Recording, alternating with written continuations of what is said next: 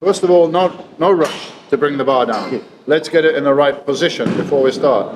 So we're going to bring it over in line with the sternum. Yeah. Okay, and then very tight, everything is tight. Okay. Lats, pecs, everything tight. Come down tight to the sternum, and then release the power on the way up. Okay, obviously we're gonna warm up and work our way up. So, as opposed to a flat bench press, which is here. Oh yeah, okay, we're going across the body.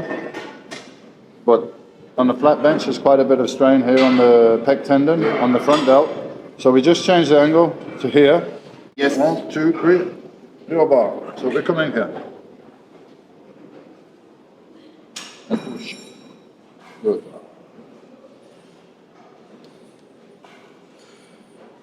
Easy. Only thing is, when you are warming up, you're coming here. Yeah. And when you got heavy, you're coming here. You're Okay. coming a bit higher up on the chest. Here is So, better. Yeah. Okay, perfect.